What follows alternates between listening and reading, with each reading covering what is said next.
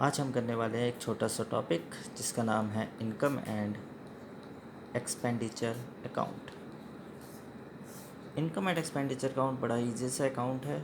ये लगभग बिल्कुल वैसा है जैसा आप 11th क्लास में प्रॉफिट एंड लॉस अकाउंट बनाते हैं।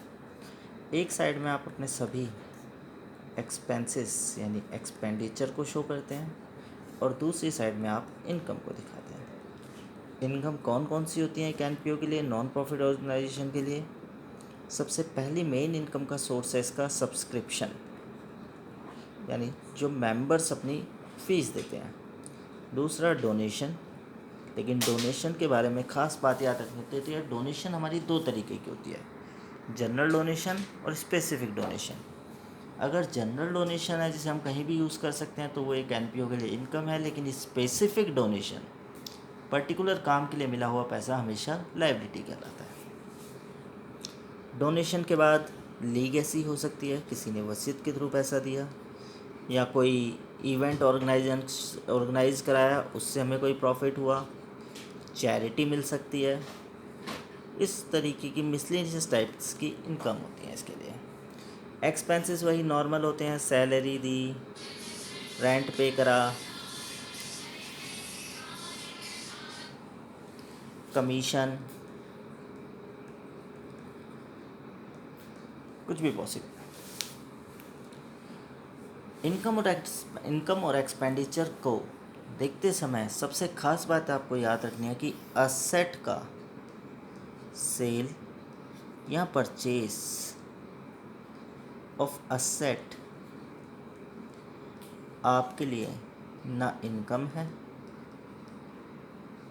ना एक्सपेंस है। यानी अगर आपने असेट को बेचा तो आप उसे इनकम नहीं कह सकते, अगर आपने असेट को ख़रीदा तो आप उसे एक्सपेंस नहीं कह सकते, क्योंकि कन्वर्जन है, आपका कैश गया और आपके पास एक असेट आ गई। लेकिन अगर असेट को खरीदते बेचते टाइम, यानी बेचते टाइम, खरीदते टाइम तो नहीं, बेचते टाइम आपको कोई लॉस होता है या प्रॉफिट होता है तो वो आपके लिए इनकम है। लॉस आपके लिए कहलाएगा एक्सपेंस, असेट पर होने वाला लॉस, और प्रॉफिट आपके लिए कहलाएगी इनकम। इतना छोटा सा टॉपिक है इनकम एंड एक्सपेंडिचर। एक साइड में आप एक्सपेंसेस शो करोगे चाहे वो किसी भी चीज़ के हैं, एक दूसरी साइड में इनकम होगी। असेट को खरीदने बेचने से रिलेटेड बातें नहीं आएंगी, लेकिन अगर असेट को बेचने पर प्रॉफिट या लॉस होता है तो इनकम एंड एक्सपेंडिचर का पार्ट होगा। इनकम एंड एक्सपेंडिचर अकाउंट करते हैं, पहले एक एग्जांपल देखते हैं, जो कि हमारे पास एग्जांपल है विदाउट एडजस्टमेंट का एग्जांपल देख रहे हैं। फिर नेक्स्ट वीडियो में आपको देखने को मिलेगा with adjustments.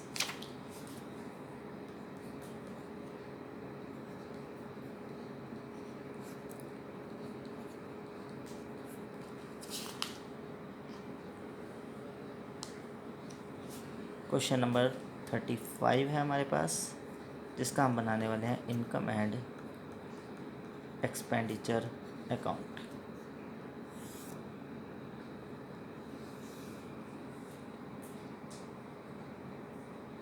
Income and expenditure account बनाने के लिए आपको ट्रायल बैलेंस नहीं दिया जाएगा। इनकम एंड एक्सपेंडिचर अकाउंट बनाने के लिए आपको दिया जाता है receipt and payment account.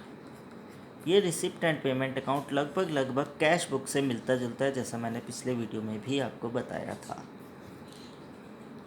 Cash book में एक साइड आप रिसिप्ट दिखाते हो, एक साइड आप पेमेंट दिखाते हो। तो रिसिप्ट पैसे मिल जाना इनकम नहीं होती, किसी भी कारण से मिल सकते हैं। इसी तरीके से पेमेंट हमारे लिए एक्सपेंस नहीं होते।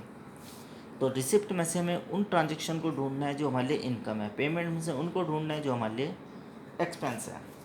रिसिप्ट एंड पेमेंट में सबसे पहले आपको दिखाता है balance BD, to balance BD, जो कि आपका ओपनिंग कैश है।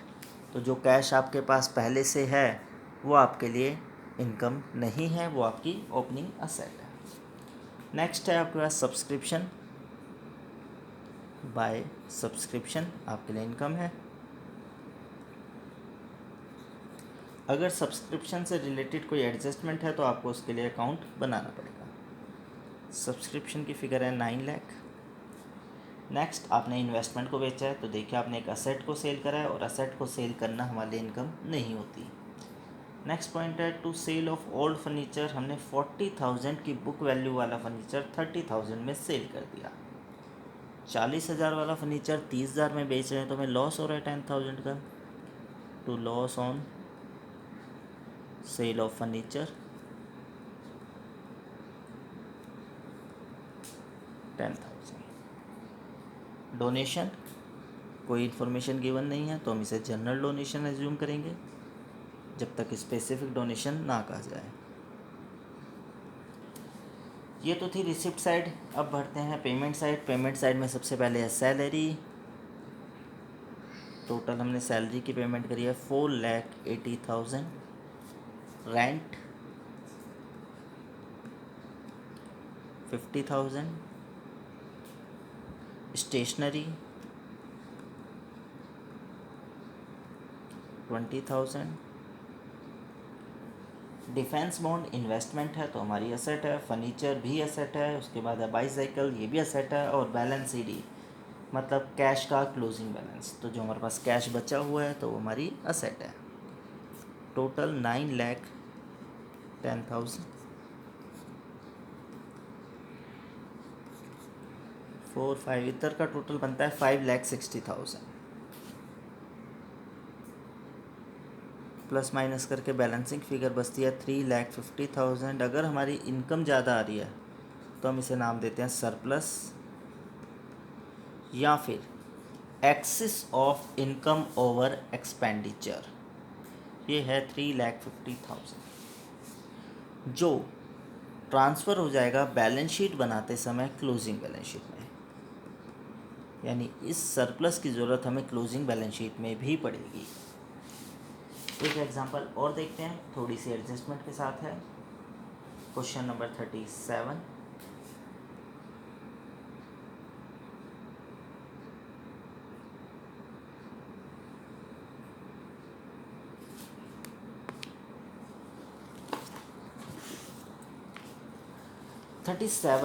अगर हम इसे रीड करें तो इसमें सबसे टॉप पर है टू बैलेंस BD यानी कैश 1,50,000। उसके बाद है सब्सक्रिप्शन 2 ईयर्स गिवन है 17, 18, 18, 19। एडजस्टमेंट को रीड करें, एडिशनल इन्फॉर्मेशंस को रीड करें तो वहाँ पर भी है outstanding subscription, outstanding salary wages और स्पोर्ट्स इक्विपमेंट पर डेप्रिसिएशन। तो हमने लास्ट वीडियो में सब्सक्रिप्शन अकाउंट बनाना सीखा था, तो पहले इसके लिए बना लेते हैं एक सब्सक्रिप्शन अकाउंट। ये वर्किंग नोट का पार्ट है। अगर हम सब्सक्रिप्शन की बात करें तो by receipt and payment account जो टोटल सब्सक्रिप्शन रिसीव हुई है वो है 4,10,000। 60,000 प्रीवियस ईयर के और 3,50,000 करंट ईयर के। Total receipt 4,10,000। Additional information number 1, outstanding subscription for the year ended 31 मार्च 2019। यानी करंट ईयर के एंड में, अगर करंट ईयर के एंड में मुझे कोई पैसा लेना है तो वो मेरा करंट ईयर का होना चाहिए, इंक्लूड हो जाएगा इसमें। हम इसे कहते हैं बाय क्लोजिंग आउटस्टैंडिंग, और ये है 55,000। 60,000 हमें प्रीवियस ईयर के मिले हैं, यानी पहले दिन हमें लोगों से पैसा लेना होगा, इसलिए हमें इस ईयर में आके मिल रहा है। ओपनिंग आउटस्टैंडिंग 60,000 प्लस माइनस करते हैं, बैलेंसिंग फिगर आता है 405,000। नाम इसका इनकम एंड एक्सपेंडिचर अकाउंट, जो हमारा ट्रांसफ़र हो जाएगा इनकम एंड एक्सपेंडिचर अकाउंट में। टोटल 465।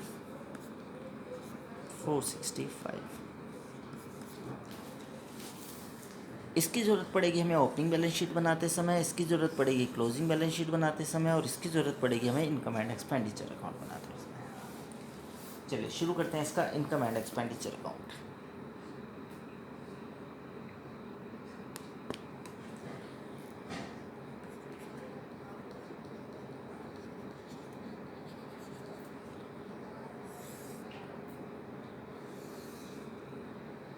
सबसे पहले लिखा हुआ है बैलेंस BD 150 जो कि हमारा पुराना कैश है। उसके बाद है सब्सक्रिप्शन, इसमें हमने इसका अकाउंट बनाया था जहाँ से हमें वैल्यू मिली थी 4,05,000।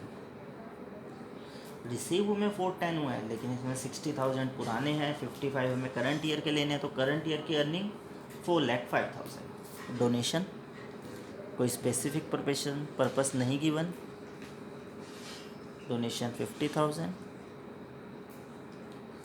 एंट्रेंस फीस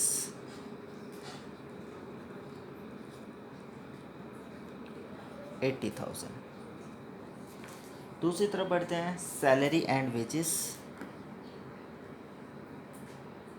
सैलरी गिवन है 1,60,000।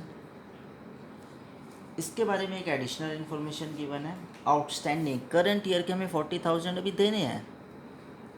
अगर 160 हम पे कर चुके हैं, 40,000 अभी पे करना बाकी है, तो करंट ईयर का एक्सपेंस होगा 2 लाख। हमने करंट ईयर में 2 लाख का एक्सपेंस किया होगा। ऑफिस एक्सपेंस कोई इन्फॉर्मेशन नहीं है, तो सीधा सीधा उन्होंने खुद कहा ऑफिस के एक्सपेंसेस हैं 35,000। स्पोर्ट्स इक्विपमेंट हमारे लिए असेट होती है, टेलीफोन चार्जेस 24,000। स्पोर्ट्स इक्विपमेंट की बात सबसे लास्ट में करते हैं, एडजस्टमेंट है एक। टेलीफोन 24, देन इलेक्ट्रिसिटी 32,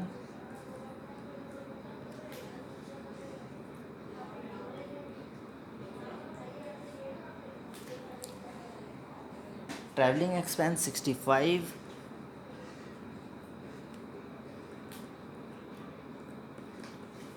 और last balance sheet.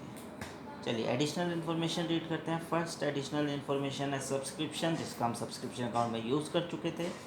Next additional information है आउटस्टैंडिंग सैलरी एंड वेजेस 40,000, जो कि हम सैलरी में ऐड कर चुके हैं। और लास्ट स्पोर्ट्स इक्विपमेंट पे लगाना है 25% का डेप्रिसिएशन, मतलब 25% हमने स्पोर्ट्स इक्विपमेंट यूज़ कर लिए, कंज्यूम कर लिए। हमने स्पोर्ट्स मटेरियल खरीदे थे 3,40,000 के, तो इसका 25% बनता है 85,000। और कोई इन्फॉर्मेशन नहीं है। टोटल करते हैं 455, 535 इस साइड का टोटल। इन सभी को माइनस कर देते हैं, बैलेंसिंग फिगर बचेगा हमारे पास 94,000। इधर नाम सरप्लस। ये है हमारे पास income and expenditure account without additional information. Next video में हम लोग देखेंगे income and expenditure account with adjustment, और उससे नेक्स्ट वीडियो में जाएंगे हम इनकम एंड एक्सपेंडिचर के साथ बैलेंस शीट। और ये इनकम एंड एक्सपेंडिचर के साथ बैलेंस शीट के बाद सिर्फ चैप्टर में एक टॉपिक बचता है, फंड बेस्ड अकाउंटिंग, जो कि उसके बाद होगा, और ये चैप्टर हो जाएगा कंप्लीट।